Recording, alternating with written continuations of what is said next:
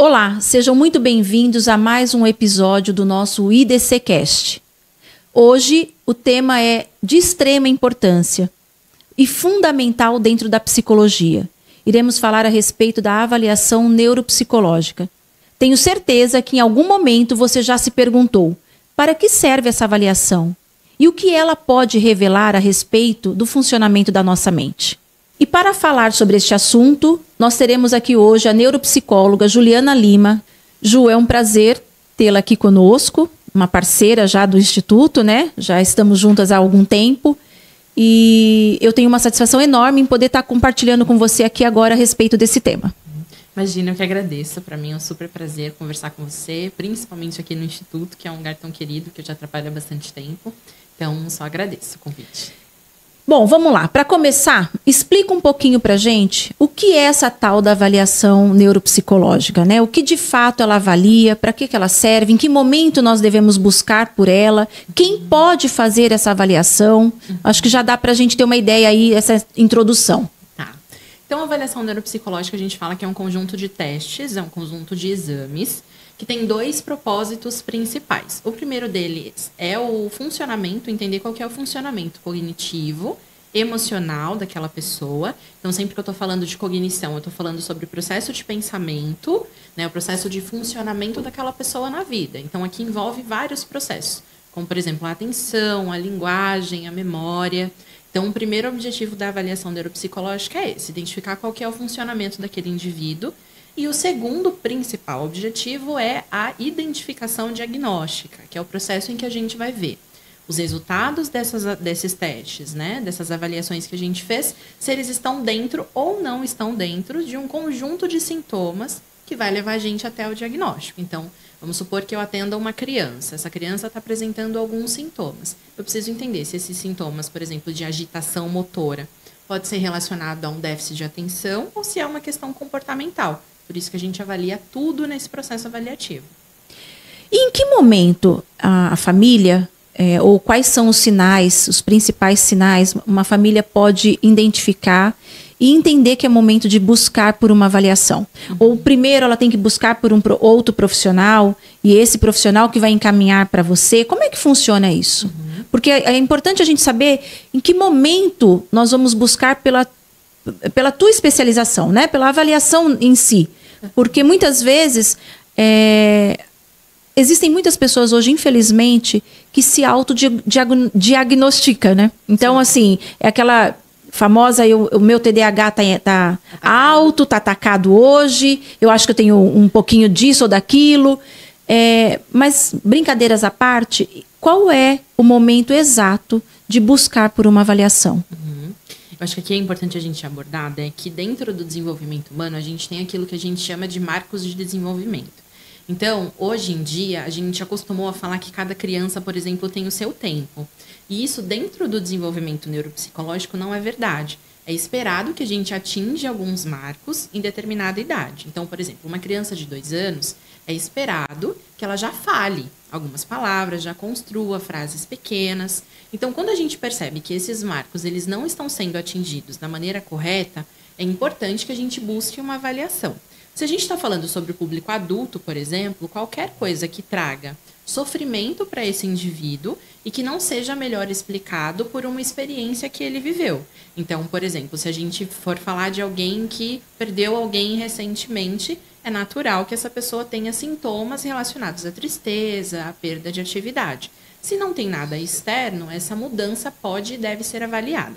Então, geralmente, as pessoas chegam para avaliação neuropsicológica ou através da indicação de um médico, seja psiquiátrico, clínico ou neurologista, ou através da escola, porque são os ambientes que mais determinam, né, identificam essas dificuldades que podem surgir. Mas os pais eles podem procurar avaliação neuropsicológica, inclusive se não tem nenhum sintoma, se eles querem só conhecer mesmo como que está sendo o desenvolvimento da criança, se está atingindo todos os marcos no tempo esperado. Ah, que legal. Então não precisa necessariamente ter o encaminhamento de um profissional. Não. Se o pai ou a mãe quiser, por eles próprios, querer saber como está o desenvolvimento, eles podem te procurar. Sim, sim. E quais são os passos desse processo? Então, eles te procuram, a partir do momento que eles te procuram, o que vem por aí? Quais são os próximos passos disso? Quantas sessões? Como é que funciona a própria avaliação?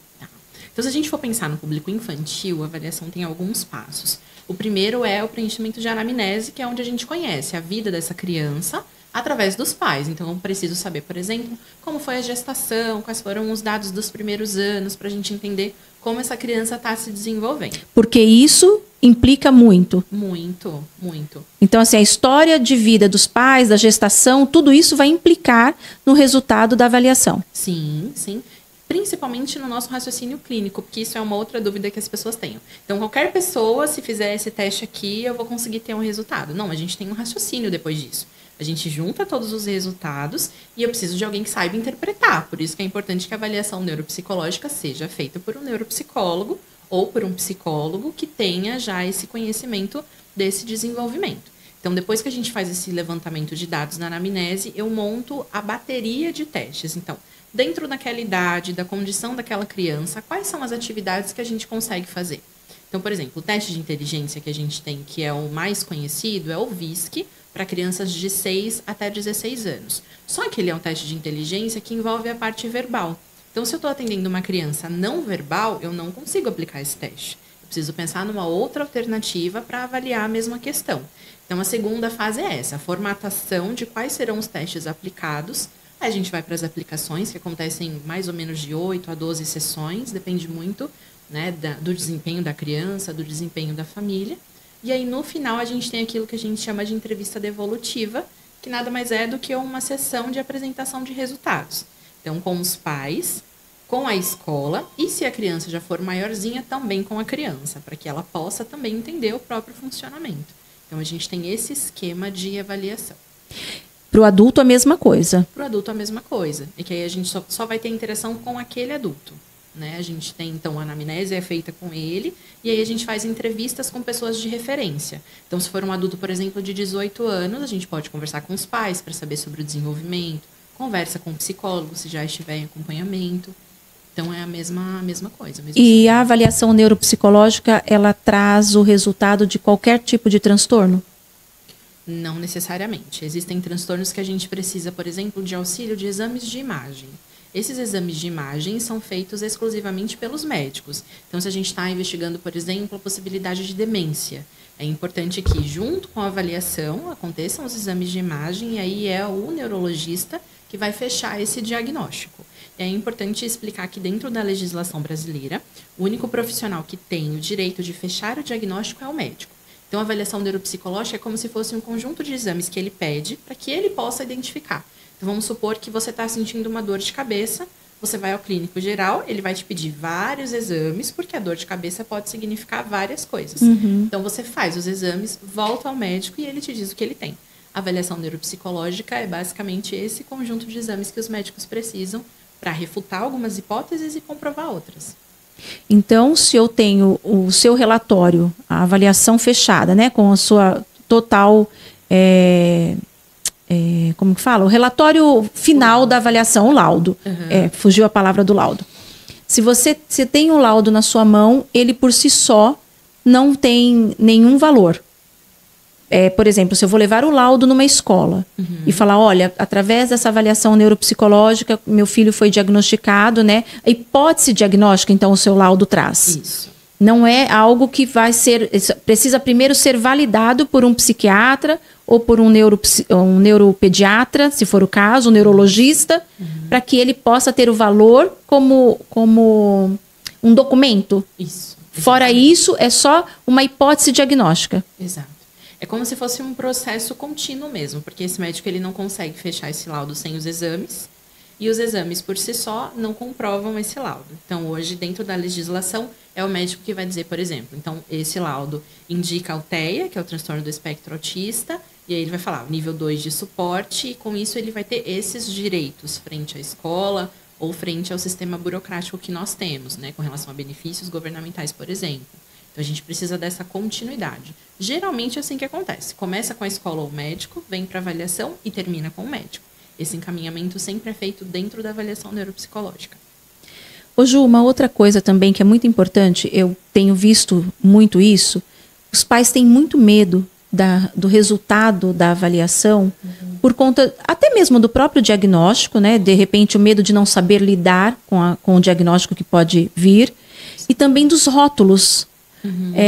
Existe isso? Você já passou por alguma experiência nesse tipo? Quando você vai dar uma devolutiva, quando você precisa, né, passar para os pais uma hipótese diagnóstica, por exemplo, de um TEA, esse medo, essa preocupação dos pais? E o que você poderia orientar a respeito disso? Sim, isso acontece bastante. Eu acho que é uma resistência, inclusive, natural, porque a gente tem uma expectativa quando nascem os nossos filhos, e quando as coisas elas não vão atingindo essas expectativas, isso sempre vai vir acompanhado de emoções que são difíceis de lidar. A frustração, o medo, a ansiedade. Mas o que eu costumo conversar com os pais é que ter um laudo ou não vai determinar se aquela criança tem um transtorno ou não. O laudo ele vai ter a função de orientar a continuidade do tratamento daquela criança.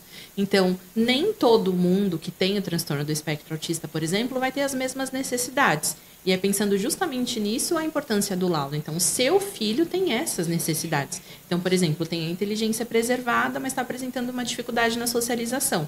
Então, a gente pode propor um tratamento que seja específico para isso, né? Eu acho que faz parte do desenvolvimento que ele tem. Principalmente quando a gente está falando de transtornos do neurodesenvolvimento, como TEA, como TDAH, porque eles não têm cura.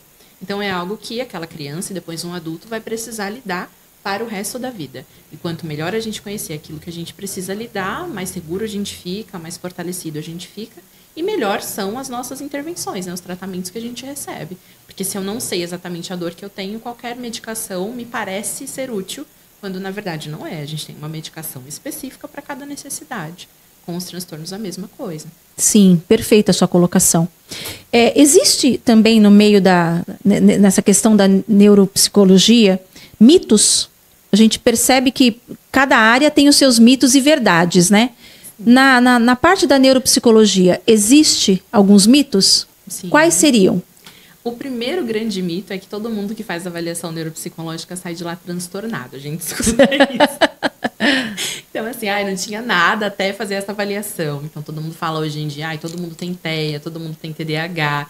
Isso é um grande mito. Já aconteceu mais de uma vez, inclusive, de eu avaliar aquela criança, perceber dificuldades específicas em algum ponto, mas isso não ser um conjunto de sintomas que vai direcionar para algum transtorno. Então, não tem nada, não tem o TEA ou o TDAH, mas está tendo uma dificuldade, por exemplo, com relação à impulsividade. Então, vamos cuidar disso.